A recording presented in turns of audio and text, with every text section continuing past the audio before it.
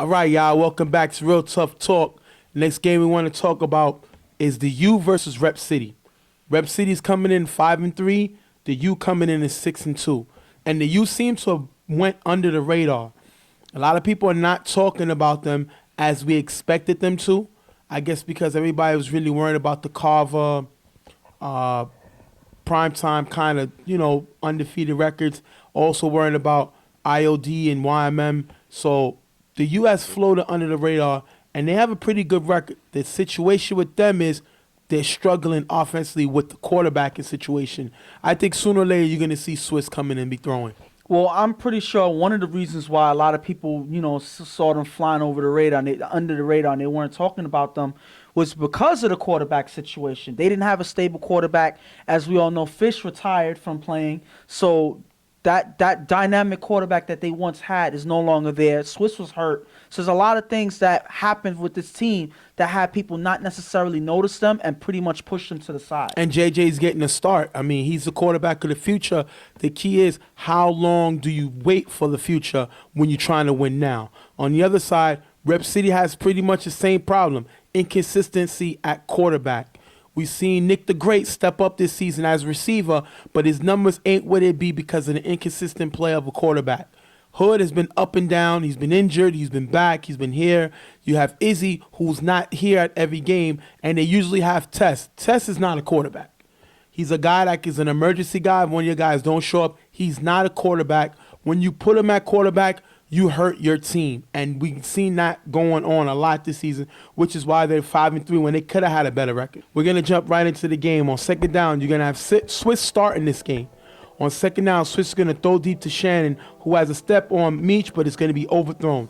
Last down, you're going to see Swiss throw to Rob in the middle for a decent game, picking up the first down.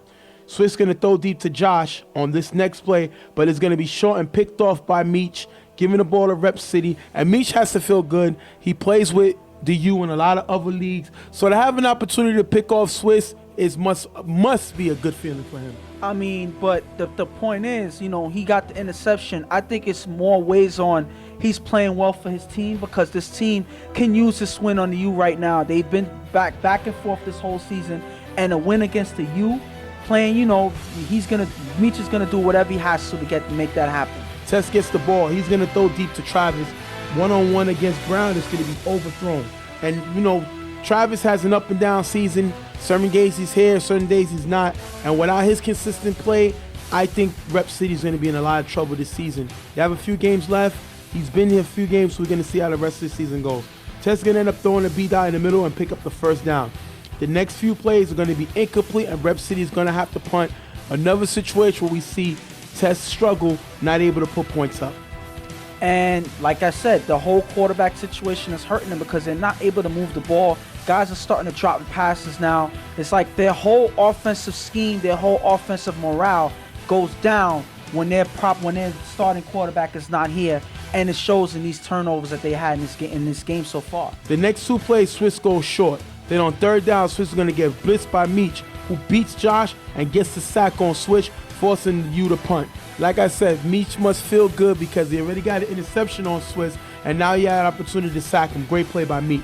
On the next drive, Tess is going to throw 3 short passes to get near the 10-yard line. On last down, Tess is going to scramble and throw the D-boy in the corner of the end zone, but it's going to be picked off by Shannon. And the question is, was this holding on the defense?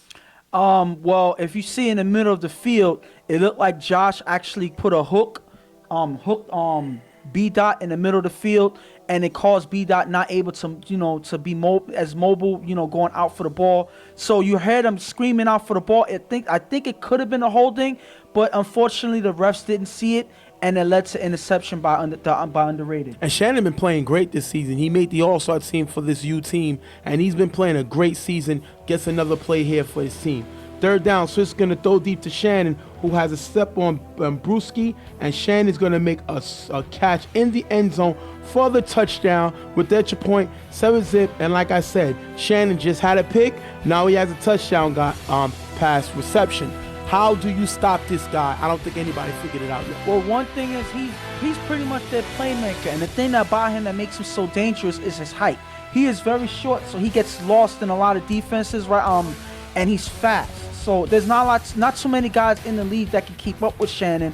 His height, all of these things give him the advantage, and it leads to a touchdown pass. We've been seeing this from Shannon all season. Tess is going to throw Terrell coming across the middle for a nice gain in the first down. That's going to take us to the last play of the half. Tess is going to throw it up. Terrell in the back of the end zone. It's going to be too high, incomplete, taking us into the half. 7-0, the U with the lead. And right now, Rep City is they're going to have to find a way to scrape up this all that they need to come up with a win in this game, because right now they can't even put up any points in the first half. They need to change the way they play in the second. Otherwise, it's going to be more of this throughout the game. And this is how the U been playing all season. They're not trying to blow teams out because they don't have the quarterback to blow teams out. Even though Swiss is a decent quarterback, he's an upcoming quarterback who's going to demand a lot of more respect. But as of this time right now, taking it slow. This is a big field. 4 rushes, a quick count. There's a blitz. So you take what they give you. He's taking it, and they're up 7-0. Second half, on second down, Tess going to get blitzed by Swiss and throw the cello in the middle, but it's going to be intercepted by Brown. Give the ball back to the U, and that's a bad play by Tess. I know Swiss came in on the blitz, but you got to make that throw. Brown with a big interception. And the blitz is what caused that whole play. I didn't see – there was no way for Tess to go. I don't know if he should have took that sack. But either way, everybody was covering on that play. Tess tried to make something happen. Unfortunately, Brown was the one that caught the ball for the interception. Swiss is going to get the ball. He's going to throw the Rob in the middle for a decent gain. Swiss gets blitzed by D-Boy, who's blocked by Berger. Swiss going to throw a short pass to JJ, who pitches back to Swiss, who's able to run, slide into the end zone for the touchdown. 13-0. Great play by Swiss, keeping the play alive when he gets the pitch back. Another score. But this is one thing that underrated does a lot. The pitch plays, catching the defenses off guard, and getting extra yards. Swiss is able to create some room for himself with the pitch back, and is able to slide into the end zone. I don't think Rep City saw that coming. I think that got to be a top 5 play. Yes, it has to be, because it caught the whole Rep City team off guard, and it led to them scoring the touchdown. Without that pitch play, I think they probably would have got stopped, at least on that play. Second down, Tess is going to get blitzed by Swiss and throw short to B-Dot, who's going to run for a nice gain in the first down. But Rep City cannot move the ball further. And on last down, Tess is going to throw it up in the end zone. It's going to be incomplete, but the U get flagged for holding. The U is known for holding a lot. It seems like they take what they can get, and they'll hold anytime they can. Sometimes they get caught for it here. Tess is going to throw it up again. It's going to be incomplete. Turnover on downs, giving it back to the U. Swiss is going to throw short to Rob, who's going to fake a pitch to Kaka and run it for the first down. The big guy, Rob, with a great fake, catches the whole Rep City team and gets the first down. The U's going to run out a few more plays, run the clock out, winning this game 13-0, take another win to move them to 7-2. And that's unfortunate for Rep City, because, you know, they kind of turned around this season. They were over 500 so far. And to lose a game that they probably could have kept in a little bit better than they did. It wasn't as bad a game as it could have been, but they could have stepped up on offense. Their offense killed them this game. They didn't get anything done, and that's why they're going home with a loss. They just need to have their quarterback ready for the playoffs. 5-4 is a good record. I'll take that. They got one more game coming up, which would be a nice little warm-up game for the season finale, just so they could get prepared for the playoffs. As long as they got their playmakers, Travis, Rel, Nick the Great, Hood, well, they got to make sure they D-Boy. True. They got a lot of guys. They got a lot of weapons. The thing about it is, the reason why I say certain games are important, because as long as they have to make sure they stay in the third slot in their division, right? So that they don't have to play the extra wild card, right? So that's the main thing. If they can hold the third spot, I think they'll be fine, and this loss doesn't necessarily hurt them as much. But that is, you know, every game should be taken seriously. Well, they're going to be all right, because I'm looking at the division. It's them, YMM, Gunners, and Bulldogs, who came in for Sour Factory. Browns dropped out. So they'll be okay. I don't think there's going to be a wild card that game. I think it's going to be YMM versus Bulldogs and Gunners versus Rep City. So, you know, we've seen Rep City play down to the competition. Yes. Remember, the Gunners had them this season, in the regular season. So they got to turn it around, but I think they'll be fine. Charlie's going to keep these guys together. They know what the ultimate goal is. They're in the Eastern Conference, so they feel like they have an opportunity to win. And on the other side, the U is doing what the U does. They're right now in second place, right behind IOD and they're confident in what they can do. They got the cylinders moving, and I think that they feel like they're in the driver's seat now. But the thing about it is the quarterback position is big for them because I think if they don't have Swiss consistently at quarterback, this is not going to be the same underrated team that can be taken seriously because JJ hasn't shown that he can take over the defense, the offense as of yet, and they don't really have anybody else. Shannon quarterback for one game, and they lost against IOD, so I don't think Shannon will be enough at quarterback. I think Swiss has to be the guy going into the playoffs. If not, then they're not going to be taking it seriously, and they may even be one and done. That being said, we're going to take another break. The U comes through with the win, 13-0 over Rep City. We're going to be right back. Real Tough Talk, guys.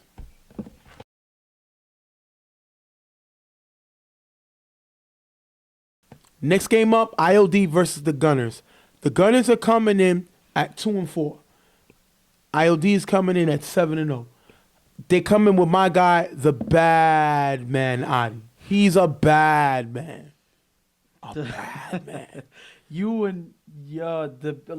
Why do you praise him so much? Guy has 11 touchdowns, no interceptions, playing lights out, have his team undefeated, up there for quarterback of the year, up there for offensive player of the year. But you don't think it's because his team is playing for him? Stop. He's a bad man. Okay? Because in one game, Shorty, or I would say Slasher, was able to throw 4 touchdowns himself. That's not the point. My point is, they both have guys that play for them and make plays and make the quarterback job easier for them. So I think that's the case. He's a bad man. Here you go. And you got my man Vaughn, who you don't give a lot of props to. I give Vaughn props. He's here every week. He plays his heart out. He got these young guys. He's trying to keep it going, and he has a decent arm. I think he has a decent arm. He's better than Malcolm, the former player of Ball So Hard, who threw 12 interceptions. Who has a previous record before last season. His numbers are better than Bugs, who has the record for 26 interceptions in one season. Vaughn never throws that many picks. But one thing I got to say is when Vaughn doesn't have people in his ear and he's able to take his time and relax, he's able to make some throws out there and help his team drive down the field. And that's one thing that Vaughn has to keep doing. Take his time, read read where your offense is going and chop down the field. That's what Vaughn has to do. The main thing is take his time. That's something he has problems doing. We're going to jump right in the game. We're going to have Gunners getting the ball on first down. They're going to get nice yardage in 3 plays, but they can't get any closer. They're going to turn over the ball. After a few short passes, Adi's going to throw to Johnny in the middle, and it's going to be picked off by Joe, giving the ball back to the Gunners. Adi's first interception of the year. So he's not perfect. He's not like how you've been saying, oh, he's a bad man, no interceptions. Listen, he's human, just like every other quarterback in this league. He made a mistake here, and it leads to an interception. There you go. Listen, a broken clock is right. There we go. Whatever. Twice a day. Listen, like the way you commentate, the way you are on the show, you can be right twice a day like a clock. That doesn't mean you always get it right. He's still a bad man, but it's all right. You got to blame it on his receivers because a lot of times they don't be looking back when they need to. Of course. You're going to have second down. Vaughn is going to throw deep to the receiver who's wide open on the sideline. Is going to be dropped. Gunner's going to end up punting. Adi's going to get the ball back. He's going to go down for the cliff on the sideline for a big gain and a first down. Then Adi's going to throw deep over the defender's head to Johnny in the end zone for the touchdown. 8-0. The bad man has a little blip, but comes back and throws a perfect pass. Look at this pass. Perfect pass deep over the defender's head for a touchdown. He's a bad man. He is not perfect. He is not perfect. He's a good quarterback. He has players that plays for him, but that's about it. You're so disrespectful. Listen, I don't know why you favor him so much. There's a lot of good quarterbacks in this league, but you favor 11 touchdowns, 1 pick. Listen, let's get back to the game. Yes, let's keep going. Vaughn is going to get the ball back. He's going to throw to the receiver on the sideline and get the first down. Then Vaughn is going to throw a nice pass to Reggie on the sideline for a big gain. Third down, Vaughn is going to throw short to Joe and get them to the 5-yard line. Last down, he's going to throw to Vito in the back of the end zone. It's going to be overthrown, turnover on downs, giving it back to IOD. And this is the problem with the Gunners. Like they start driving the ball, they start moving the ball, but they can't close in. They cannot close out the drive by scoring points. They cannot do anything in the red zone, and that's where their shortcoming lies in. They cannot finish the drive, and that's something they have to fix if they want to win any more games. You're going to have ILD getting the ball back. After a few short plays, Adi's going to throw to Andy on the sideline for the first down. Then Adi's going to throw to Johnny in the gap for a nice gain. Adi's going to get blitzed by Frank and throw deep to Andy, who's left open by Joe. Touchdown, ILD. Adi's going to find Andy after being blitzed by Frank. So Frank blitzes. Adi's not fazed by the blitz. He's going to throw deep to Andy. Remember, Joe just picked off Adi. So now Adi comes back at him and throws a touchdown pass. That is the meaning of a bad man. Listen, that was just bad defense by Joe. He left him wide open. He didn't communicate and left him go right past him. And, of course, any quarterback. Like a hater. I'm not hating at all. But you're making it seem like he's, above everybody else. I just said he's a bad man. Listen. Is he the best quarterback in the league? There's other quarterbacks in here. You got Chuck. You got Dion. You got Chuck, Dion. You got Ramsey. You got some good quarterbacks. But there's only Adi one bad man, is a right? bad man. He's a bad man. All right. That's going to take us into the half, 16-0. Once again, Gunners lackluster offense, can't put points up. They move the ball, but Vaughn is not accurate enough to put points on the board. And for IOD, it seems like they're doing their job. Of course, Adi was able to throw an interception, so he wasn't perfect. A clock in this half. is right. Listen, a broken again, clock okay, is right twice that a day. analogy, please, we heard it already. Listen, at the end of the day, he's performing well. He's finding his receivers. He's taking advantage of the Gunners' weak defense when they make mistakes, and that's his job. That's what he's doing. And they have the lead right now. They're looking comfortable, and it looks like they may do the same thing in the next half. ILD gets the ball in the second half. Adi's going to throw deep to Henry, who passed the defender for a big gain. On the last down play, Adi's going to throw to Andy in the back of the end zone. It's going to be short and picked off by Reggie. Adi's second pick of the day. Whoa, repeat that? What just happened? If you look at the play here, Andy's open in the back of the end zone. Course. Obviously, Adi throws it a little short and it's picked off by Reggie. It happens. It happens. It happens. Any other quarterback, that was a horrible mistake. That's a bad throw. He can't make these mistakes. But with Adi, it happens. Why? You favor him too much, and that's why you're going. Wait a minute, easy. but when you're talking about Chuck, nobody says nothing. When you talk about what Chuck can do, nobody says nothing. I'm talking about a bad man. 13 touchdowns, 2 picks. I'll take it. But look at what you just said. Get to the game. Let's not even Get go. to the game, and we can talk about that after the game. We'll debate about that after the game. Third down, you're going to have Vaughn throw deep to a wide open Andy for the interception. The problem is, Andy plays for IOD. What? He was open, but he's not on his team. Interception thrown by Vaughn. I don't know. I don't know what happened on that play because it looked like Vaughn just probably gave up and just threw it right to Andy and might as well have just turned over the ball. I don't know what happened. I don't know why he was so off on that throw. I couldn't even see who he was throwing it to because Andy was the only person there to catch the ball, at least an interception. Second down, Adi's going to throw to Eminem on the sideline for a nice gain near the 10-yard line. Next play, Adi's going to get blitzed by Donovan and throw it to Joel in the front of the end zone. It's going to be dropped and picked off by Wayne. Adi's third pick of the day. 3 interceptions in one day. So now he goes from 0 to 3 in one game. How does that look for the bad man? That pass was dropped. The pass was dropped. What do you want me to say? What do you want me to say? The pass was dropped. He can't catch the ball for himself. So he doesn't have ace. He doesn't have slasher. So what do you want him to do? Listen, at the end of the day, the other 2 throws were just clear interceptions. They weren't bad throws. Listen, I'm not trying to get on Adi. He is a great quarterback. That's what you're doing. He's a great quarterback, probably one of the best in this league this season. But the way you speak about him is like he's perfect, and he's showing here that he's not perfect. He's actually playing down to his competition. Vaughn is going to get the ball now. He's going to throw to Vito in the gap, and it's going to be picked off by Andy. Andy's second pick of the day, giving the ball back to this ILD team. Remember, it is 16-0 right now. Adi's going to get the ball back. He's going to throw downfield to a wide open Eminem in the end zone for the touchdown, putting them up 24-0. IOD. And it seems like none of these turnovers that Adi had in this game phases him because he's able to recollect himself and drive down the field, throw some deep passes. He's not shaken by any of these things that's happened in this game. He's doing his job, even though he turned over the ball a couple times, and at least another score for them. Varner's going to get the ball. He's going to throw to Reggie on the sideline with nice blocking from Caesar. Reggie's going to run it in for the touchdown, 26-6, but it's going to be too late, ending the game 26-6. But that's a great play by Reggie, running it in for the touchdown. Caesar with the great block, other guys with the great block. You got to give him that way to score. And I would say Reggie's been one of their playmakers in this latter half of the season. He's been stepping up. He's been playing well on both sides of the field, giving Vaughn a target on offense and making plays on defense. He's an impressive player, and I'm shocked that he's not on the all-star list by now. And that's going to take us to the end of the game, 24-6. Adi throws what, 3 touchdown passes? That's a good day. Not when you throw 3 picks.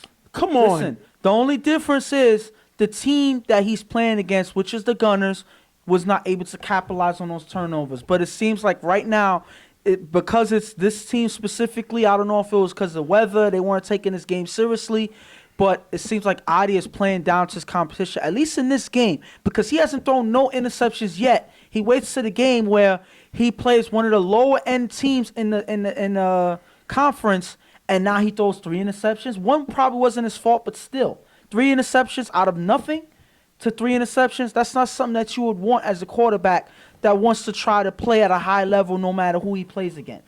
Well, I'm going to say this. He was missing Slasher. He was missing Ace.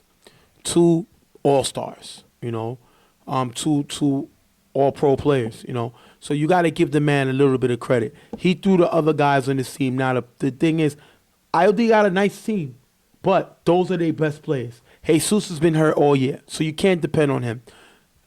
They need Ace and they need Shorty, a.k.a. Slasher. As long as he got them, he's good. Adi got to understand that he can't play down to his competition. He's in first place in his division. He has YMM coming up next, so they got to play today. He has to stay on point, because if you threw 3 interceptions versus a bad team, what happens when you play a good one? Yeah. So that's my personal challenge to him. Step it up. You're up there to win quarterback of the year. Keep it going and you'll be fine. Tony's up there to win coach of the year, because this IOD team has been playing very well this year. A lot of teams take swings at him because the Browns are no longer here, and they was known not to be able to beat the Browns. But that's not their fault. They beat who's in front of them, and they've beat everybody that they've played. Up until this game. Yes, they've been doing their job. They've been playing. They've been performing. And they've been looking like one of the best teams in the league. So we're going to have to see what happens, basically, when they play YMM later on. So that's going to take us into our next break. IOD with the big win, 24-6. We'll be right back. Real Tough Talk.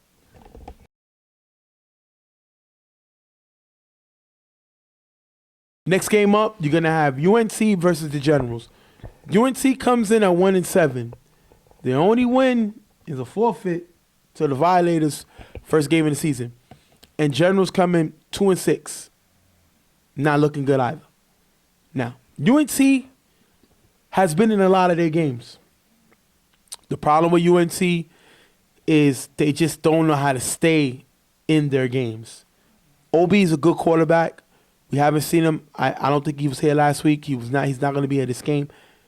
So they need a few more playmakers. This team doesn't have enough talent to battle these other teams in the league. But they say they're here to stay. They'll be here. They're going to play every week. And I really appreciate the way these guys try to give you everything they have. So I guess that leaves me to speak about the Generals. And right now the Generals have been all over the place. The only thing that they haven't been doing consistently is winning. And that's the thing that's a problem. Their guys haven't been showing up.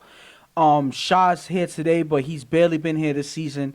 In this game now, you don't have Cecil or Julio. So it's like they have an attendance problem. And not only that, you have problems with their schemes. Guys are not necessarily following, running their routes. Spaz isn't having his best season. So a lot of things that happen that weren't supposed to happen all throughout the season. And I don't know what they're going to do to fix it, but this is the time that they need to, going towards the end of the season into the playoffs. Well, this team haven't looked good since they lost the championship to Prime Time. And BQFL, they haven't looked like the same team. They haven't looked passionate, hungry. They're making a lot of mistakes. And I think that's what's causing them. They need a few more pieces. Spaz got sacked way too many times. he turns over the ball way too much. He's a better quarterback than this, and he's just struggling this year. So we're going to have to see how he turns it around. He fights in every game, though. He's going to give everything he got, and he does score points. The problem is he turns over the ball also. So we're going to jump in the game right now. We're going to have UNC getting the ball. They're going to throw 3 short passes to get the first down. Gil right now is starting. OB's not here. He's going to throw the ball on the sideline. It's going to be picked off by Trey, who's going to run it all the way back in the end zone for the touchdown. Definitely got to be a top play nominee. And Trey has been playing decent. He's not what we thought he was going to be, or at least I thought he was going to be. I thought he was going to be much better than what he is, but he's been starting to step up that caliber than what I thought he would at least play like in the beginning.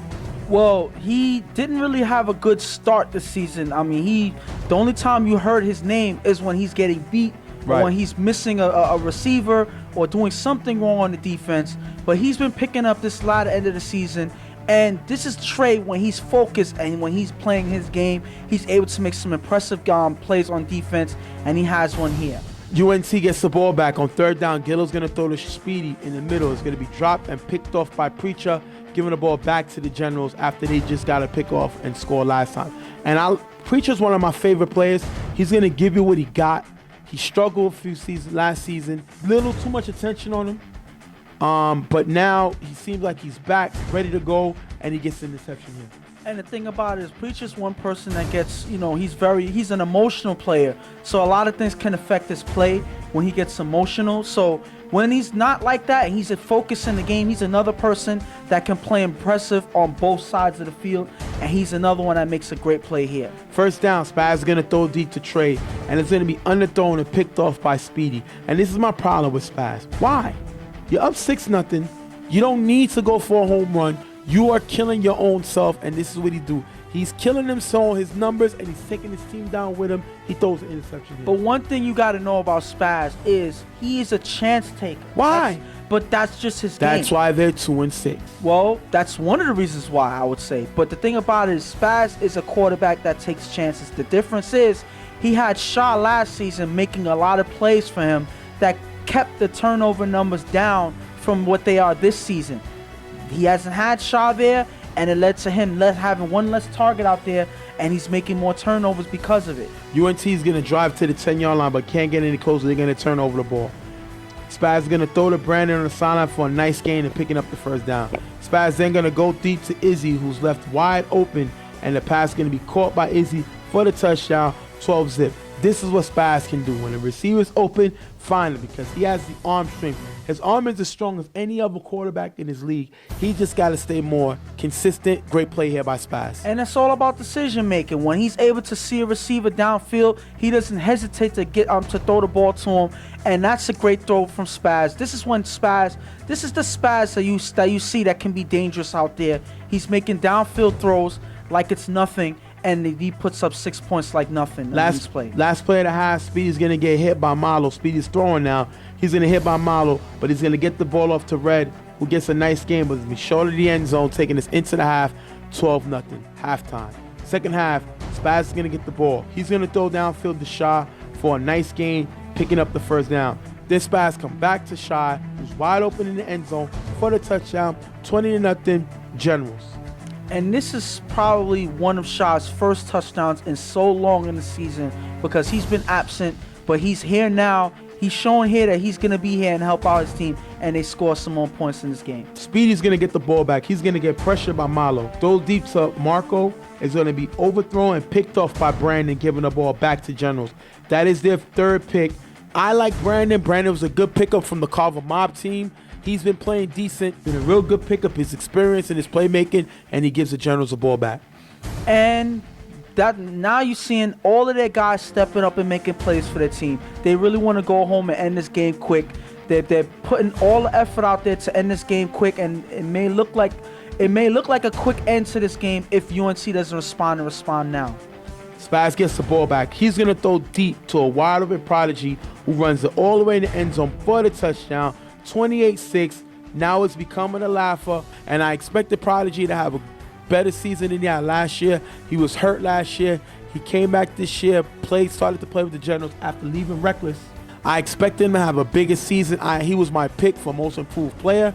Unfortunately, he's not going to win that award this year, but he's making plays here, definitely showing what he can do. Great play by Prodigy. Well, I think at this point they're not necessarily worried about the awards or anything like that. They really want to seal these wins and get through the playoffs. I think that's where you're going to see a change in their play.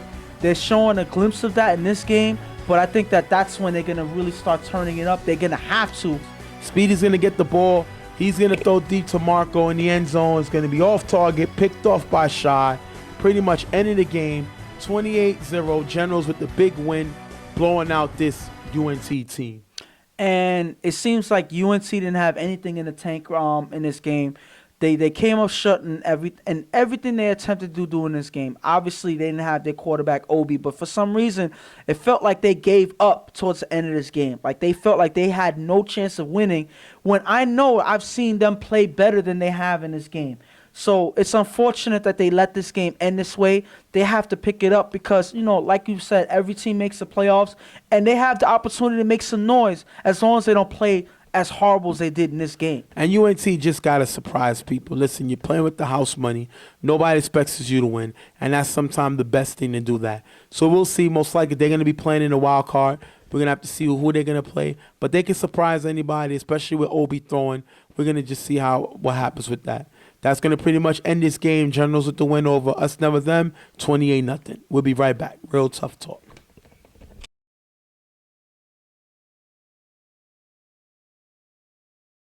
Next game up is Maniacs versus Slaughterhouse. Maniacs coming in at 3-5. Slaughterhouse coming in at 4-5. 3-5. 3-5 or 3-5. Next game up, Maniacs versus Slaughterhouse. Maniacs coming in at 3-5. Slaughter coming in at 3-5. Right now, Slaughterhouse seems to be turning it around. They've already finished with 7-1-8. They're getting used to the rules here, and I think they're playing on a high cylinder. Ramsey made the All-Star team. He's going to be one of the quarterbacks. They got several players that made it, and this team is on a roll right now. I think they're a team that nobody wants to face in the playoffs. I mean, they're a dangerous team because, they're one of those teams that can surprise you at any game. They have a great quarterback in Ramsey who, even though he had a slow start, now he's showing his talents in this league. He's one of the best out there. He has one of the best downfield arms, and he's been having an impressive season. And on the Maniacs, they're 3-5, the biggest win coming against Riot Squad. They got Mike is their quarterback. He's a decent quarterback. I thought he was going to make an all-star team. He didn't. His numbers, he started playing terrible. But he's a safe quarterback. He's not going to make a lot of turnovers. He's going to take what's there, and he's going to keep it short. The problem when Mikey gets into trouble when he tries to do more than his talent can take him. Sometimes you are what you are. There's nothing wrong with being a game manager. There's nothing wrong with scoring 14 points and punting and letting your defense try to bail you out. That's Mikey's game. There's nothing wrong with it. As long as he plays that way and keeps the clock on his side, this team can win some games. But another thing about it is he has to be here consistently, and that's another thing that's a problem. If Mikey's not here, they don't have any other quarterback. They had Rob towards in the beginning of the season, but we was told by them that he was only temporary. He's no longer with this team, and because of that, Mikey is their best shot of anything, because without him, they have no other quarterback, and it looks like that's going to be what they're going to be dealing with in this game, this very game right here. You're going to hear Kaz gets the ball. He's going to get blitzed and sacked by Jarrett. Then after 2 incomplete passes, Maniacs have to punt. Second down, Ramsey goes downfield to Ethan. Ethan makes a great catch in the end zone for the touchdown. Definitely a top 5 nominee. With the extra point, they go up 7-0. And this was Ethan putting his body on the line to make a great catch.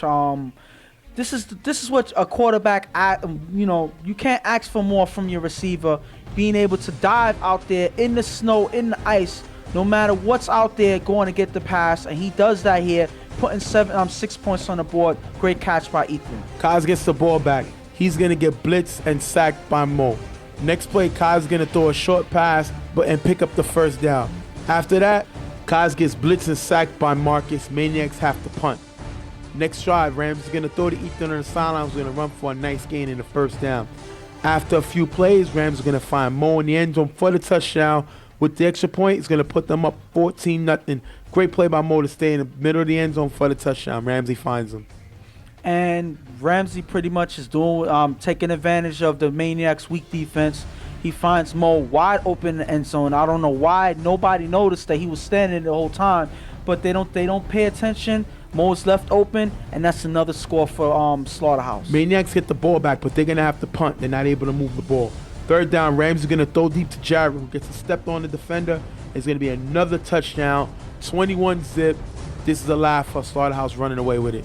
And pretty much the Maniacs have no way of answering this Slaughterhouse team. They're doing whatever they want on the offensive end for Slaughterhouse. And it looks like the Maniacs aren't going to do anything to counter because they don't have a quarterback that can move the ball down the field. On the kickoff, you're going to have the ball's going to get past Kaz, and it's going to be recovered by Mo all the way at the 10-yard line, giving the ball back to Slaughterhouse. Rams is going to end up finding Welch wide open in the corner end zone for the touchdown. 27-0, pretty much ending the game. We went through half. Second half wasn't really nothing to talk about. We're going to end this game 27-0. Slaughterhouse with the big blowout, destroying Maniacs. Maniacs look terrible. Without their quarterback, they didn't have nothing to talk about. Well, I don't think it matters if they had their quarterback or not. Their defense... I think they would have played a little bit better with Mikey throwing. I don't think so. The thing about it is a quarterback shouldn't help you play better defense. When you don't play good defense, it doesn't matter what quarterback you have out there. They're not a defensive team. Listen, it doesn't matter. The point is, they're not communicating. They're not playing like they want to win. At least keep your... to have the defense... Give your offense a chance to stay in the game. They didn't stop Slaughterhouse. I don't think they stopped them not even once in this game. And that's bad. So it doesn't matter who's out there quarterbacking for you. If you're not able to stop the team you're facing, then it doesn't matter who's quarterbacking. You're not going to win any games. Well, that's going to move Maniacs to 3-6, and that's going to move Slaughterhouse to 4-5. Definitely Slaughterhouse turning around, winning a few games in a row. They looking good right now. Ramsey, like I said, made the All-Star team. Definitely a good accomplishment by him. That's going to take us to our next break. Slaughterhouse with the blowout win, 27-0 over the Maniacs. We'll be right back. Real Tough Talk.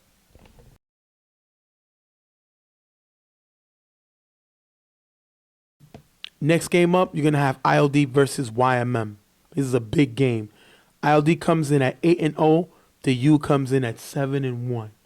Now you have the bad man, Adi Rogers, versus Cam Nelson. Definitely a good matchup that everybody was waiting all season to see. Yes, this is probably one of the two biggest games of the season. YMM has been looking like a completely different team this year. They've been dominating, playing, and beating a lot of the big teams that they faced. They faced the Browns early in the season. They beat them in a close game. They beat the U last week, and then the last game that they played was another close game. And they were able to close it out and get the close win. They've been consistent in their play.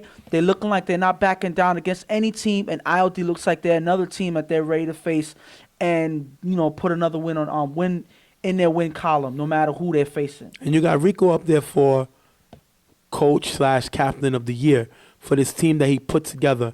When you have a team like this and they only have one loss, and that one loss, Rico wasn't there. They were shorthanded. They lost to Slaughterhouse, but they beat everybody else, including all two tough teams, which is the Browns and the U. If they can beat ILD, I think they have an opportunity. Rico has an opportunity to get Coach of the Year. He's battling a lot of people. He's battling Pams. He's battling Tiki. He's battling Tony, who's coaching on the other side of the field against them. So we're going to have to see how that turns out. On ILD's side, their destiny is in their own hands. They got one of the best quarterbacks of the league this year. They have Ace coming off having another all-star season. They have Slasher, who's definitely a good two-way player. They got other guys stepping up, guys like Eminem, guys like Brandon. They got a lot of good guys on that team. Mm-hmm. Eddie's having a good year. They have a lot of good weapons on this side. Cliff, Cliff, Eddie, same person. But they're having a good season, so we're going to have to see where they end up at the end of this game. We're going to start off with ILD with the ball. Adi is going to get the ball, and he had a man wide open left, but he goes to the right, and it's going to be picked off by Santana, giving the ball back to YMM. And you can't make this play if you Adi. I know I defended him the first game against Gunners, but you can't make this mistake. He had a guy, he was supposed to put the ball more to the left, but he puts it too much to the right, and it's going to be picked off. And this is the first mistake as the game started. It looks like a lot of the mistakes that he made in the first game, it's starting to rub off on him in the second, because that was a mistake that you normally wouldn't see him make throughout the season. He makes it here. I don't know if it's because of YMM is the team that he's facing, but that was a clear mistake, something he doesn't need to repeat moving forward in this game. Nelson's going to get the ball back. He's going to throw a nice pass to Rico. And a few plays later, he's going to throw. Nelson's going to have no one open on this play. He's going to roll right and throw across the field, and it's going to be picked off by Burt. You can't do this if you're Nelson. You're too smart of a quarterback to make these mistakes. He turns over the ball, giving it right back to ILD. And it seems like Nelson, follows suit and they're making the mistakes and throwing interceptions. Hopefully this is not a back and forth game of quarterbacks making turnovers, because none of these teams can afford to go back and forth with turnovers. Somebody has to take charge and put points on the board. We just got to see who's going to start, who's going to make the first shot first. Next play, Ali's going to take the safe throw and find his receiver in the middle. Great throw by Ali, keeping it simple. A few plays later, you're going to look to the left. Bones gets beat by Andy right here. Ali's going to find it with the bomb downfield, 6-0 touchdown. The bad man goes against Bones and wins. Andy with the great play, 6-0 ILD. Well, I'm going to say this. Bones is an athletic player, but I don't think he's a coverage corner or coverage defensive back, and that's why a lot of times you will see Bones getting beat, having receivers getting behind him. Bones is not great enough to catch everything that goes by him, and if a quarterback is able to get past him on a good throw like this, they're going to be able to get past him and score points, and it looks like this is one of those plays here. You're going to have Nelson getting the ball back. He's going to find Bones for a good pass. Next play, Nelson goes again to Bones for this play right here. Then 2 plays later, Nelson's going to stay in the pocket, but he has Caesar blocking. I guess they scrapped the Milt situation. They don't use Milt to block. Caesar stays and block. The team is shorthanded, and Nelson's going to end up finding Bones in the end zone for the touchdown. Great play by Nelson, staying in the pocket, trusting his protection, getting the touchdown past the Bones. And Caesar, you got to give him credit for this play right here, because Caesar's able to give Nelson the time that he needed to find his receiver open in the end zone. Without Caesar's blocking, Nelson would have been scrambling and probably would have made another mistake that he made early in the game. That's great blocking by Caesar. We're going to show the extra point, and we don't usually show it. It must be something big. Nelson's going to go to his left side, but come back to the right and find Rico for the extra point. When Nelson is throwing like this, he's lights out. You got to be careful. They take the 7-6 lead. Next play, Adi's going to pump. But if you look at this, his pump, nobody bites. The pump is not strong enough for the defenders to bite. And if you look here, Bones is watching the whole play. He sits on this guy, and is going to be picked off by Bones, giving the ball back to Wyman. Adi, second pick of the year. You can't make these mistakes. The pump causes Bones' guy to sit, and Bones gets the pump, the pick off. Bad play by Adi, bad play to our receiver. Can't force this throw. Bones is sitting there watching you. It's picked off. And the thing about it is, a pump is only going to be effective when a defender gets caught on a play previously. So now, because you don't have a play previously that the defender's going to go and try to stop, obviously they're not going to go for the pump because it's like an empty threat. They're not going to even follow the pump. They're going to stay with their man, and by then, whatever Adi was planning, he was supposed to scrap it by that point because they were not budging. He doesn't. He tries to take a chance here, and it leads to another turnover here for ILD. Nelson gets the ball back. He's going to get pressure, but Caesar's going to pick it up, and Nelson with the great run. Caesar picking up the blitz, playing great today. Next play, the blitz comes in again, and Caesar picks it up. Nelson's going to get the first, find Jeremy. Great play by Caesar. This is all about Caesar. Caesar's picking up the blitz, giving Nelson time. Nelson is moving the ball. We're going to get all the way to 4th down. The pressure's going to come. Caesar misses it this time, forcing Nelson to force a pass to Bones. It's going to be incomplete. Turnover on downs, taking us into the half. Wyman with the lead, 7-6. Tell me what you think about ILD. And right now, for some reason, Adi is not looking like the same quarterback that we've seen all season. I don't know if it's because of YMM's defense. I don't know if it was Adi having an off game from when he played the Gunners. There's no ace and there's no slasher. Listen, either way, Adi is making throws that he didn't make in the season. He's making bad decisions that he didn't make. No matter who's out there, it's up to the decision making that you make at quarterback. And he's not making the best of decision. That's why they're not having the best of games right now. Well, look, I mean, listen, he made 2 mistakes. If you look at it, this one, he makes a mistake with Bones. Bones is sitting on this play right here. It gets picked off. And if you look at the first play, he makes a bad throw. Santana's there. Santana's been playing good all season. Right here, if you see this play, that's picked off. But at the end of the day, they're still in the game. My thing about YMM is, look at YMM. Listen to the score, 7-6. If I told you you were going to be down 7-6 versus the only undefeated team in the East, playing against the best quarterback of the year so far, making him throw 2 picks, why are you arguing? Look at YMM. They're arguing. That's the problem. No leadership on this team. Rico cannot control the team, which I think he should take a few points hit from being captain of the year. But I'm going to say this. Because at the end of the day, your team is up 1 point. Your team is 7 guys playing the best team in the East, playing the best quarterback in the East. You're down by 1 point and you're still arguing. But I'm going to tell you this. Who is he arguing with? Who do you think he's arguing with? He's arguing with Jeremy. Of course he's Jeremy arguing wants the with ball. Jeremy. Jeremy Listen, gets everything he can, and I think he expects everybody to play on the same level. the thing about it is Jeremy is a person that, marches by the beat of his own drum. So it doesn't matter what team he's on, doesn't matter where he's at, Jeremy's going to be Jeremy. He feels like he's open in every play. He feels like he's the person that the quarterback should be looking for in every play. He's going to feel like that regardless. So him and Rico has been arguing since they got into this league. This is just what they do. They go back and forth. Eventually, they have to patch it up. And, I'm pretty sure that they will, because we've seen them argue like this no matter what game they play against. That's just what they do.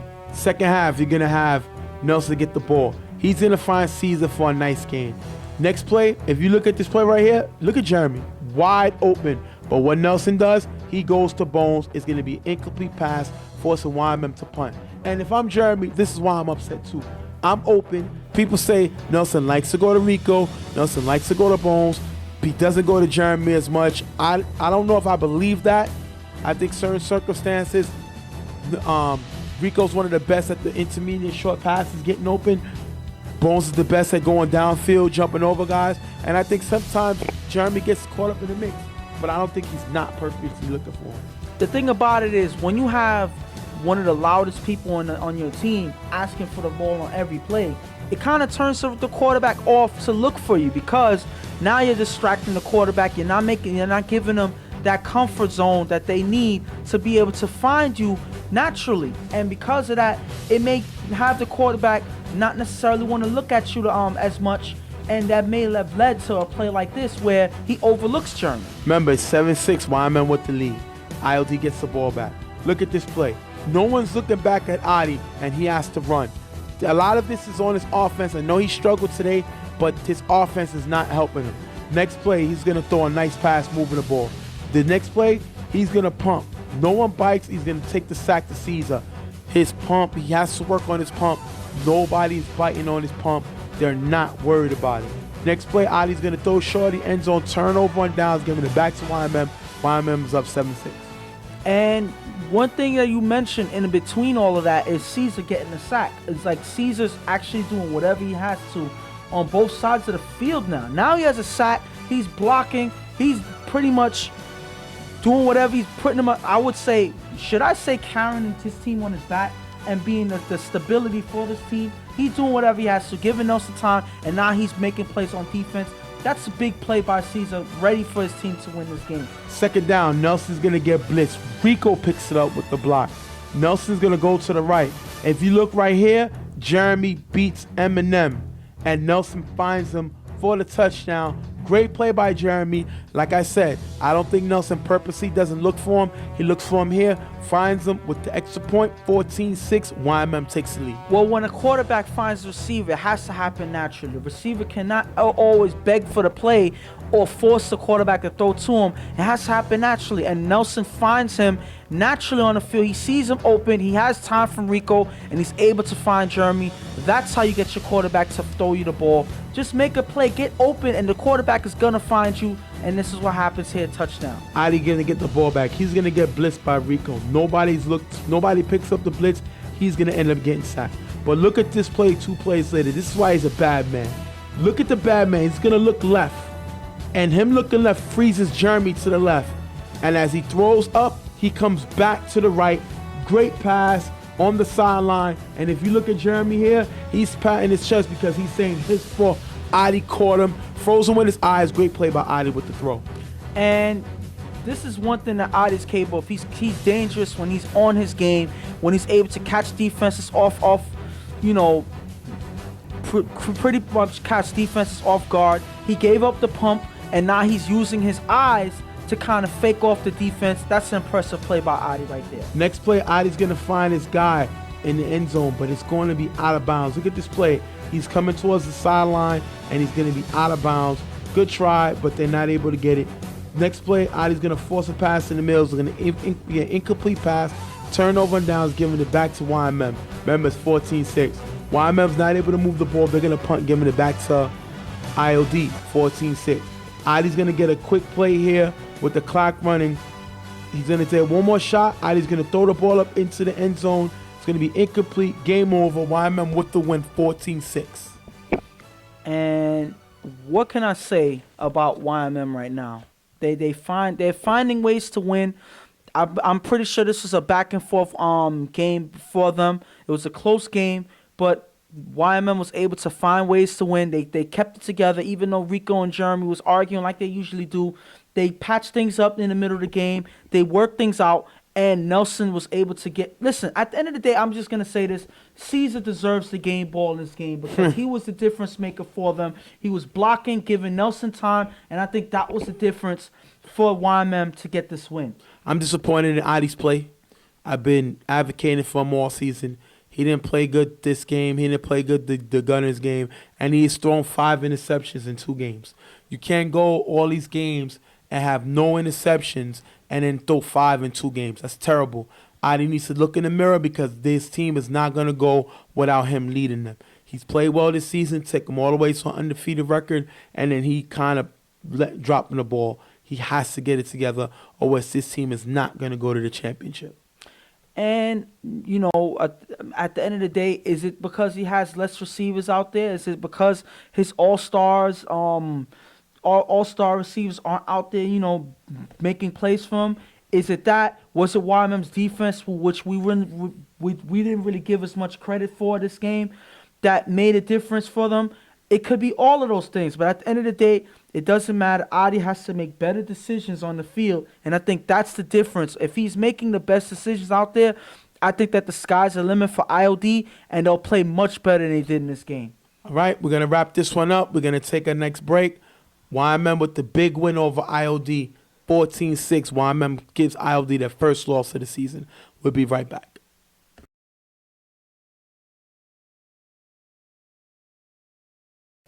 Next game up, the big one, the one that everybody's been waiting for. The 2 top teams in the West. Primetime, 7-0 versus Carver, 7-0. Chuck versus Dion. Tiki versus Pams. Angel versus Kenny. Listen, Prince Mo versus the Carver defense. Listen, are we gonna go and say Happy Feet versus Wayne? Listen, you're leaving out. You might as well say Brooklyn versus Harlem at this point. I mean, at the end of the day, these are 2 teams, 2 dynamic teams, 2 championship caliber teams. 2 of the best teams in the league. 2 of the best teams in TFL, I would say. Facing each other, and this is a highly anticipated game. I've said all season, primetime hasn't been challenged by no team so far. This is the challenge, if there is any, playing against the 2-time defending champs, Carver Mob. And the key to this game is right now we're going to announce Ricky. Ricky is out for the season. Ricky has a personal issue with his health. We're going to send him our prayers, wish him good luck, speedy recovery. But he's gone. He was on the sideline, but he's not playing for the rest of the year. Ricky, been in the league 3 years. He's played with MVR. We didn't really know about him. Really came off the bench. Didn't really do much. Went to Carver, won a championship. Went to Carver, still with Carver, second year. Actually helped them win this championship. Really helped them win the second championship that they just won. Dominated the championship game against the Browns. This guy does everything. He's probably going to win Block of the Year. He's one of the best defensive players in the year when it comes to blitzing. He's intelligent. Him and Danny's scheme is great. And without him, Carver Mob is in trouble. Because now you have Manny. Manny's not the offensive player Ricky is. Manny's a good blocker, but he's not a great blocker like Ricky. You got Boo Boo, who's not a good blocker at all, I don't think. He's a receiver, and if you have to bring him from playing that tight end spot and put him to block, that hurts your offense. Everything changes with Ricky out, and Carver's in trouble.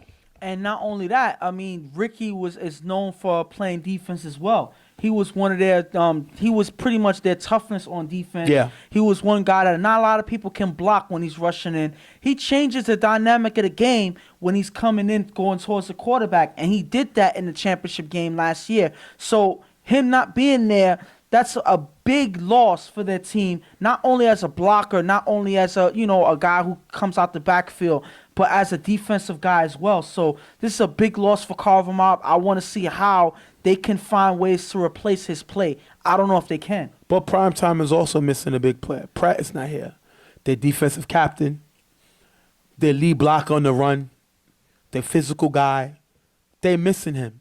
And that's going to hurt when you play one of the best offenses in the league. The reigning offensive player of the league. This team is this going to be a good game because both teams are missing big cogs of their defense. And then not only that, the conditioning of the field is going to slow both teams down. So I don't see them throwing deep passes back and forth, throughout the game. I don't see that happening. But I think it's going to come down to which team plays the better defense because that's going to be the game changer for this game right here. Chuck is going to start out with the ball first. They're going to drive down the field. Chuck is going to have a nice pass to Cable Guy moving the ball. Carver's in the red zone. Chuck is going to throw a pass to Johnny V. But it's going to, if you look right here, this pass is behind Johnny V. Johnny V's open. Chuck misses him by throwing the ball behind him. It's going to be tipped and picked by Prince Mo, giving him Carver back the ball. And if you look right here, the tag is going to be made. Cable Guy is going to make a late tag. Kenny's going to make a retaliation push. And now you're going to have the testosterones flowing. Both teams get flagged. But now you got to start it off with a bang right now. Well, both teams are puffing their chests, showing, that they are the alpha, the alphas of the league. Both teams feel that way. So they're going to step up to each other. They're not going to stand down. You expect this, with a big game like this, hopefully it doesn't get worse than what it is right now. But both teams are confident. Both teams are stubborn. So they're not going to back down for each other. And you see that here. Dion gets the ball back for Primetime. And if you look at here, first play, Dion, bomb, incomplete. Second play, Dion, bomb, incomplete. Third play, Dion, bomb. Third play is going to be dropped. Primetime ends up punting. You can't have a drive like this against Carver Mob.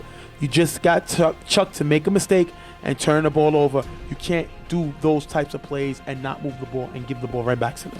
But that's one thing where Dion doesn't make the best decisions when it comes to, his position in the field and the timing. I don't think that they needed him to go downfield in 3 plays. I don't know what he saw, but you don't take those type of chances, especially against the defending champs, because they find ways to recover and capitalize off your mistakes, and they don't need that to happen at this point in the game. Next play, you're going to have Angel. He's going to get the catch by Chuck. Good throw by Chuck, starting to get the ball moving. B-Roy's next play, B-Roy's going to blitz. And this is where Ricky would have picked him up. But this is not Ricky there. This is Johnny V. He's not able to slow down B-Roy. It's going to be too much pressure, incomplete pass. Next play, you're going to have Joe Blow open, and Chuck is going to wait for him to get open. Late throw, and Goldo's going to break it up. They're going to have to punt. And Joe was open. Chuck throws the ball. We wait too long. Throws it late, and it's going to be broken up, forcing Carver to punt. Second time they will stop today. And for some reason, right now, Chuck is not looking like his normal self. he would make plays like this in his sleep. He makes better decisions like this in bigger games than this. But for some reason, right now, Chuck is not looking like his usual self. He's not making the throws that he needs to. He's not as accurate, and he's not making the best decisions, and it's not leading to any points on the board. They're turning over the ball where they shouldn't, and it's not helping them at this point. They need to fix this and fix it quick. Next play, Dirt blitzes and leaves his spot wide open, and Deion goes to that very spot where Dirt blitzes. And if this was Ricky would have blitzed faster, he would have blitzed more physical, and they don't do it here, they do it with Dirt, and it's not a good play. Deion finds him. Next play, Kenny's going to be open for a 15-yard pass, and if you look at this, who is Danny guarding? If Nas is behind him, this is Danny's man. So Danny floats away, doesn't play his defense, leaves Kenny wide open. Next play, B-Roy gets open with the pass. And if you look here, who's Nas guarding? If Nas is a safety, he has to step up and pick up B-Roy. Now, usually Danny's the one who keeps everybody in positioning. But I think because Ricky's not here, Danny's playing more on his heels. He's not comfortable, and he's making a lot of mistakes, and it slows the defense. Next play, Wayne is going to come across the middle. He's going to be wide open for the catch. Next play, you're going to have B-Roy's going to come across the field. Angel's going to let him go. Nas doesn't see him. Touchdown. B-Roy in the end zone. Give him prime time, the 6-0 lead. And now it seems like their defense is making mistakes. This is something that you don't normally see from Carver Mob. I don't know what's going on. Danny's out there, running the defense, but for some reason, even he looks a little off. This whole team does not look like the championship team that we're known, that they're known for. They're making mistakes here. They're leaving guys open, and it's leading to Primetime taking advantage. It's normally them taking advantage of other people's mistakes. It's actually happening full circle to them right now. And look at this play. Extra point. They go for 2. And if you look at the guy, they're going to get him wide open. Nas and Jay do not switch. They leave the guys open. Easy pass to Deion. 8-0. They take an even further lead. Next drive, Chuck gets the ball. He's going to find Nas moving the ball. Chuck is going to find Joe Blow for another good game. Then Chuck is going to find Nas in the end zone for the touchdown. It looks like Primetime was in the man, and they get beat. If you look at the cross here, they get mixed up on the cross. Touchdown. Carver's back in the game, 8-6. Well, one thing I've been saying all season is when you have an offense in the red zone, the defense cannot go man when they're that close to the end zone because you don't have as much space to keep up with your man, in a man-on-man coverage. All they have to do is create 1 second of separation, 1 step, and they're open. The quarterback can make a play. It happens here yet again, this time to Primetime, and Carver's able to put points on the board. Next play, you're gonna have Dirt again blitzing. It's gonna get picked up. Deanna's gonna roll to the right, come back to the left, and find Prince Mo. And the issue with Carver's blitz is it's not pressuring Deion. He's seeing it coming. He's not worried about it. He's knowing his guys can pick it up, and he's moving the ball.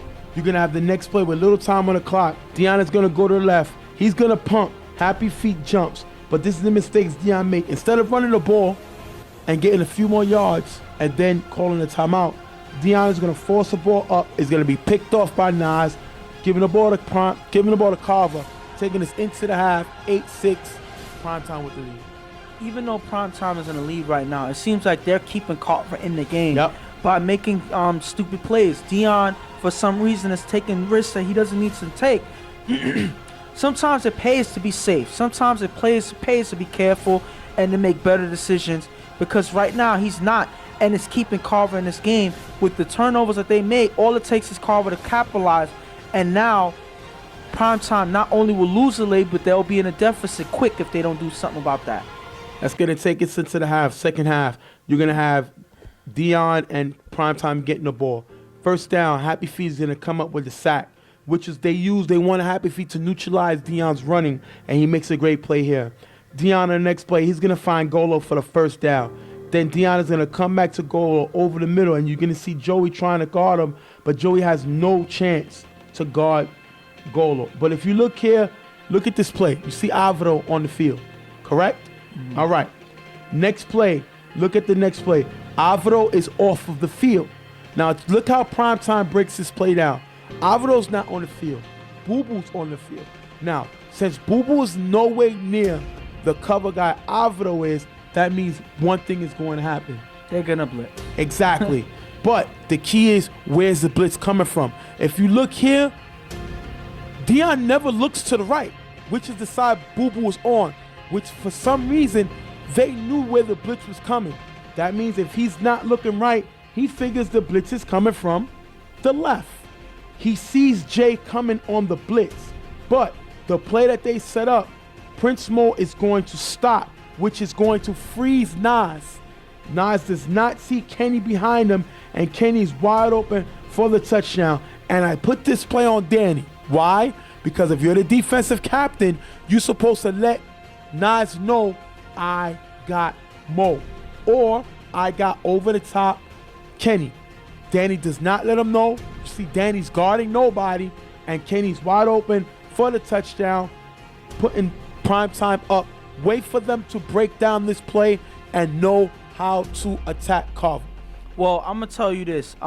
Tiki is there for a reason. I think that was the difference, because Tiki watches all of these games.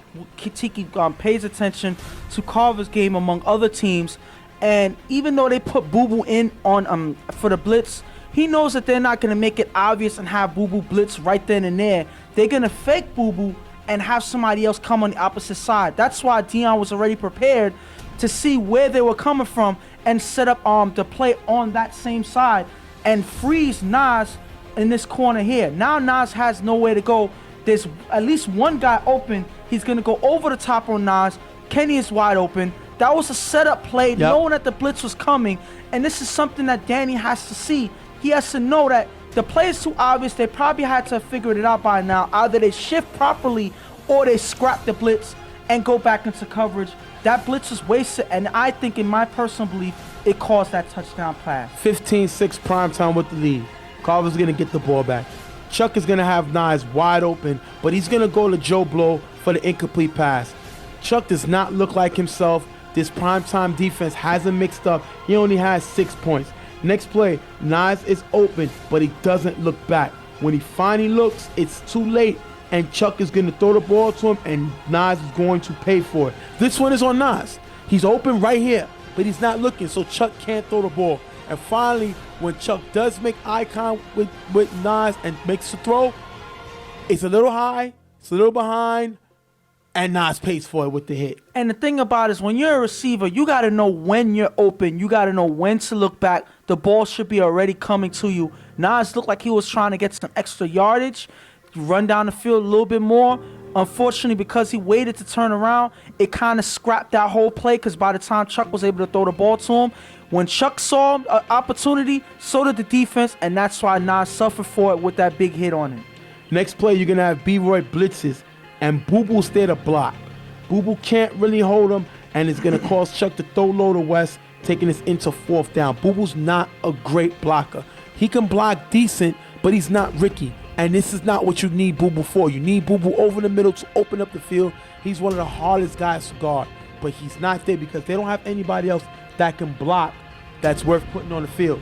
So they use Boo Boo, and they're going to get caught for it here. Next play, Primetime goes man and leave two guys. No one's open, and Chuck is going to throw West for an incomplete pass, but it's going to be a flag on the field, and it looks like it's going to give him a replay of the fourth down. Boo Boo's going to pick up the first down, moving the ball. Then you're going to see the blitz was coming from the left. Nas is open, but Chuck already has in his mind he's going to Joe Blow. Jigga's going to knock the ball down, and there's Mo. You're going to see Mo over the top, who was there anyway. But Primetime gets called for cursing on this play, which moves Carver up 15 yards, giving Carver another opportunity. You gave him an opportunity with illegal contact. They get the first down, then they go downfield. You have an opportunity to break up one of their plays. You get called for cursing, so that gives them 15 yards. Once again, Carver plays smart, waiting for opportunities to get it here. And this is the thing about teams that face Carver. They give them opportunities. They complain. A lot of teams complain and say, oh, Carver's this, Carver's that. But at the end of the day, a lot of teams make mistakes to keep Carver in the game. This is an example of that. 2 flags in one drive, and that gives Carver all the opportunity that they need to clean up this drive and put points on the board. It's all on prime time if Carver does score. Well, you must be right, because 2 plays later, Chuck finds Nas in the end zone for the touchdown, 15-12. They're going to go for the extra point. And like I said, Chuck has struggled all day. Look at this play. He's going to pump. The pump opens up Cable Guy. Cable Guy is wide open, cutting to the front. But Chuck goes with the difficult pass that we've seen other quarterbacks try, but not Chuck. He makes a mistake here. He goes to the back, and the ball is high. Kenny comes in to break the plays up. He smacks. He gets Angel in the face. I'm sorry, he gets West in the face. Ref really couldn't see it. It looked like he was jumping the ball. So when you're jumping up, similar to ducking or something, if you get caught in the face, it's on you. He jumped for the ball. Kenny was going to break the ball up, and it could be close. What did you see? I would say because he jumped, it kind of made it hard to say, hey, he went for the face or he went for the ball. Because West was in the air, it looked like it happened too quickly to say that it was a play that was purposely done. It looked like he was going for the ball. So, that's a discretion call by the ref. Unfortunately for Carver, the ref did not throw the flag on them, and that's an incomplete conversion right there. That's going to take us to the next drive. Remember, it's 15-12. First down. Primetime runs the ball, trying to run out the clock. Second down. Deion goes to B-Roy for the first down. Deion then runs again, calls in Pams to use his timeout. Pams has one timeout left. And what does and a lot of people call, this is funny because Chuck is Tom Brady. They call him Chuck Brady. But Deion is a Tony Romo. His number's 9. He loves Tony Romo. He's agile like Tony Romo, can run, can throw the ball anywhere in the field. But sometimes his thinking is like Tony Romo, which is questionable and head scratches. On second down, he throws an incomplete pass, which does what? Stops the clock. Gives Pans the opportunity to save his timeout. Third down, Deion is going to he has Mo open. Mo's open. Mo beats Angel, but he overthrows him, which means what? Incomplete pass, the clock stops. They end up punting. Pams only had to use one timeout on this drive with his team down 3. This is a bonehead play by Deion. Tiki got to take the blame because no matter what, he should have called a play. Doesn't here, give Carver back the ball. All they had to do was run the clock by running the ball. I don't know why Deion took chances when he didn't have to. You want to put this team away the best way you can because all it takes is for Carver to get one more opportunity to take this game away from you. We've seen it happen ample times over and over again, and Deion gives Carver Mob another opportunity to seal it, to end this game with a win. Carver has an opportunity down 3. Chuck gets the ball. He goes downfield to Joe Blow, who I think was never open, but there was a flag on the play, so Chuck had a free play. He goes downfield, incomplete, replay of first down. This play right here, you're going to see Golo's going to blitz. Boo Boo picks up the blitz late, attempts to push Goldo out the way. Now right here looks like it's a block in the back. He's beat. But because of the ref angle, which was myself, couldn't see it. Now, the angle that Boo Boo pushes Golo swings his arms back. It looks like he gets one hand on him. It looks like Chuck swipes his other arm down, but it's not Chuck's hand. It's Boo Boo who was pushing Golo out the way. But because of the angle of the official, he couldn't see it, which was me, and the sack is called, and Carver, Chuck, and Carver Mob team, Chuck, especially Chuck and Boo Boo, are furious about this call. They thought it should have been a mistake. But, okay, it should have been a mistag. I guess that's how you feel. The thing about it is, this shouldn't even be a question of why this happened. This should have never happened. Why?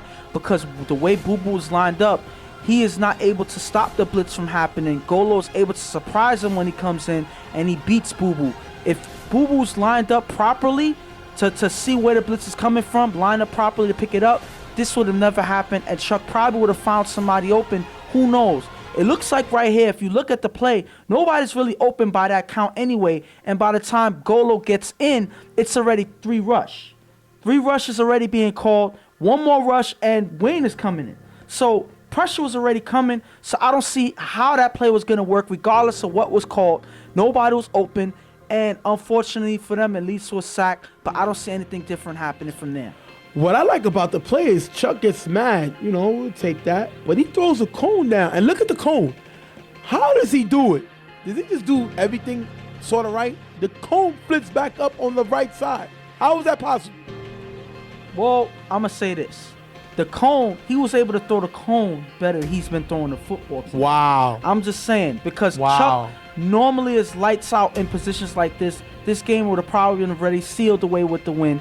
And Chuck is still trying to end this game. We got to see how it ends. Well, he must have been listening to you, because on second down, you're going to have Jay beat Prince Mo right here going to the left. And Chuck is going to miss the throw. He had him, and he's going to miss him. So I guess you're right. He misses the throw. I mean, what else can be said? Chuck is not able to make the throws that he normally makes. He's off target on his throw clearly because Jay is wide open. Yeah. I don't see how you can miss a play like that. It doesn't matter what quarterback you are. You got to make this pass. You're trying to get the team to win. He misses his open receiver. You're not going to get as many opportunities as that That's going to take us to third down. Nas is going to stay in the block. And I don't know what's going on. Nas is not a blocker. That's not what he does. And they're going to be able to come in. Too much pressure on Chuck. Incomplete pass. Taking us to the fourth down. They're gonna send the guys in. Manny's gonna miss the block. Chuck is going to get sacked by Golo. End of the game, 15-12, prime time with the win. And the funny thing is, this probably would have been a game over already if Deion didn't keep keep Carver Mob in the game so many times. Deion took risks in 3 drives and caused turnovers and saved Carver Mob timeouts towards the end of the game. So with those 3 mistakes Deion made, it kept Carver in the game. And this is something that teams been doing since they gotten into this league. They give Carver opportunities to stay in the game and to beat them by making mistakes. That's something you don't do. Unfortunately for Carver, they weren't able to capitalize, and at least a prime time leaving this field with a win. Well, we're going to go to the interview real quick. We're going to apologize. It's a little windy. Hopefully you can hear it. We're going to go to that. We'll be right back. What's going on, people? Stephen J here. Prime time. Came up with a big win over Carver, 15-12. So to teach you first. Let me get a correction. It wasn't a big one. This is another regular game. That's it on the schedule. Both teams are undefeated. Both teams is first place in their division. You already said you had a strategy. We saw them only score 12 points. What was the strategy? Well, they took Alvaro out the game. He was going to go at him. That was the key to get. Go at Alvaro. They took him out. But we knew they couldn't stop our offense. They don't play defense. They play no defense. Kenny. Angel's an all-star. He's on to the all-star game. He is? And you shut him down today. What was the strategy coming in to play his routes? It's like you knew where he was going. You touched him out, which it seemed like he was uncomfortable with. Was that the strategy coming in? Basically, receivers think they sexy and all that. They don't want to get touched. Put hands on them, man. Put hands on him. That's it. I didn't see Angel all day. He cried. That's it. That's it. Leroy. That's it. We've seen Deion have an opportunity to put the game away by making use of timeouts. He threw an incomplete pass, which was a big play. But once y'all punted, it was like the defense wasn't worrying about that. That was ready to play. That's fine.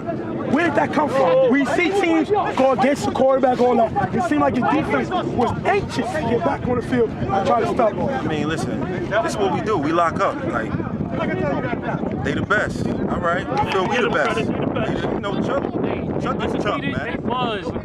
Chuck, like, Ain't no undefeated team. Chuck is We don't know. upper echelon, you feel me? So, all right, we good. We're going to show you, you know what I mean? That's all it is.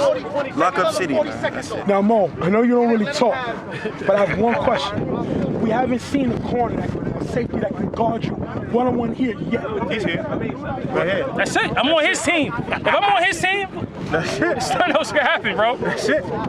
Tiki, a lot of people was talking when we talked about primetime being the top team.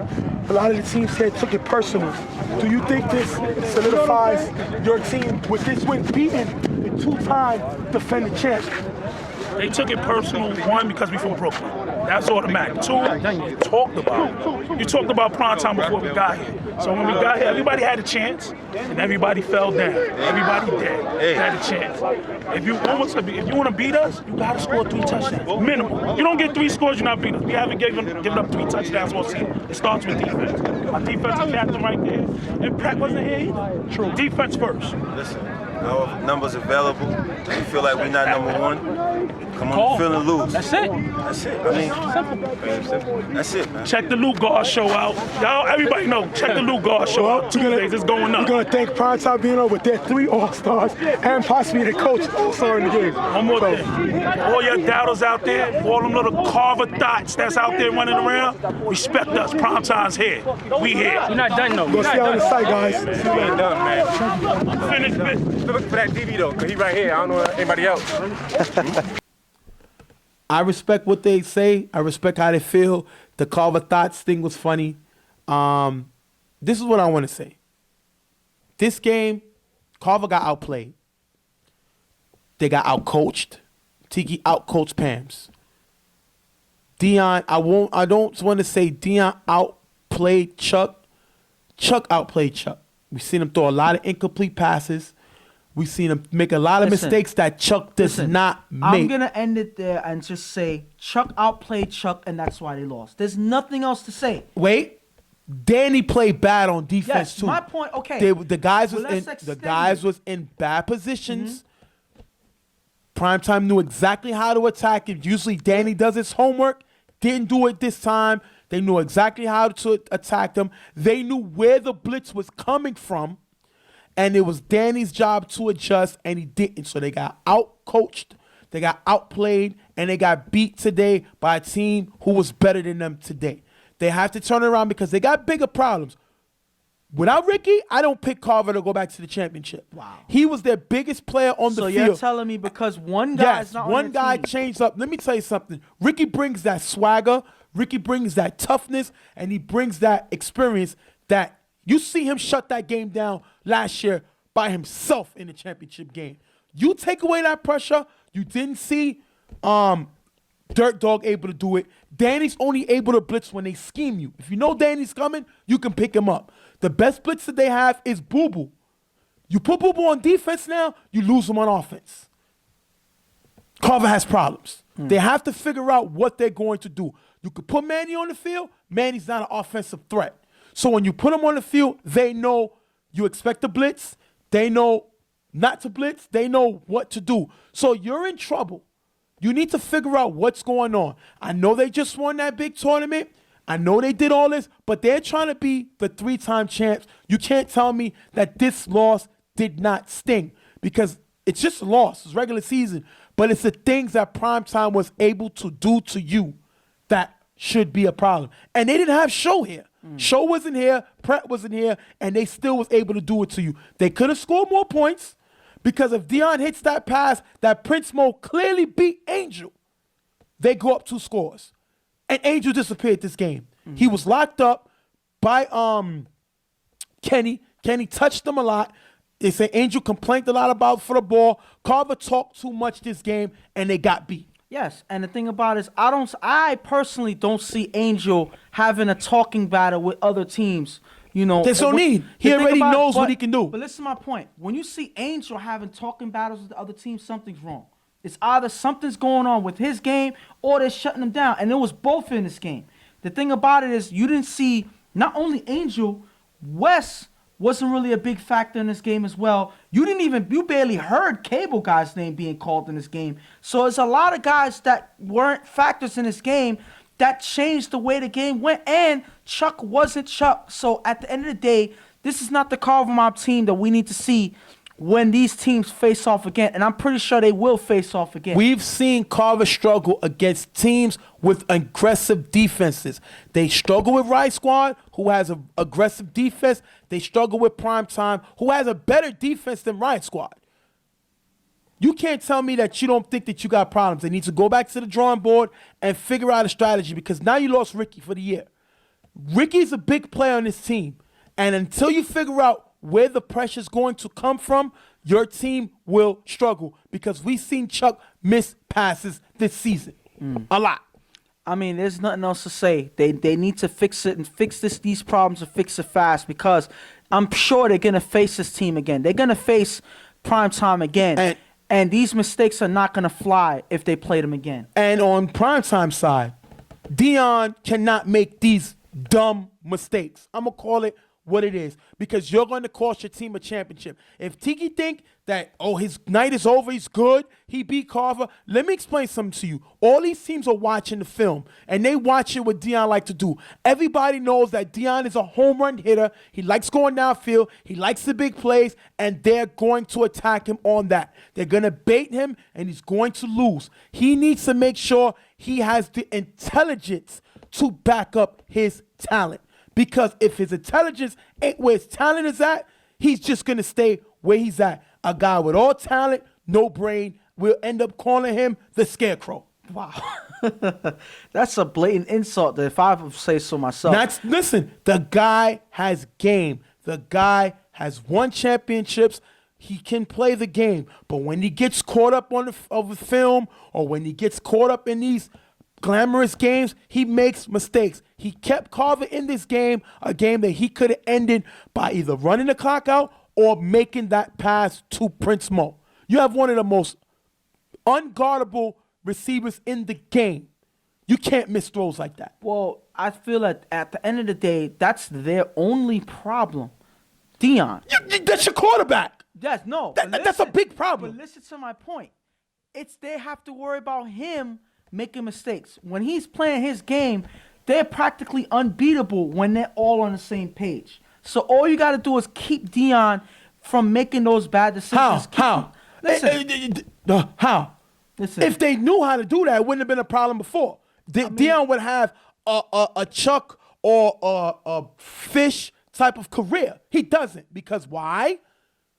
They haven't figured out how to get him not to do that. Well, I don't think that it's that bad yet because, first of all, they came from the BFL. They won 2 championships Yes. there. They won another championship in the spring in the D. Let me explain Before something that, to you about the BQFL. They won 2 championships. They lost in the A. Who was their quarterback in the A? Dion. Yeah. But listen, it's all about which Dion they get because previously before that He won in the spring. He won a championship. Yes. So my point is it depends on which Dion they get. More times than not, they're gonna get the proper Dion that's gonna win. We're gonna have to see. That's all we can do. But the thing about it is, I don't see the defense waning. I don't see the offense waning. So the Dion problem, to me, is a small problem because you still have these dynamic offensive players and you still have the lockdown defense that Primetime has. So the Dion problem, to me, is a small one, and I think that they're going to figure that out by then. I don't know. I'm not getting the parade ready. I'm not going to set everything in green right now because I don't know. At the end of the day, a team has to play and beat them. No. We're going to have to see what Dion we get. That being said, we're going to wrap up the show. Hope y'all enjoyed it. Next week, we're going to try to have the award nominees next week. We'll show the video of the award nominees next week because this week wraps up the season. So you'll see who's up there for awards. Definitely got a lot of awards out there. I'm going to give you a quick rundown. You have the league MVP. You have the defensive player of the year. You have the offensive player of the year.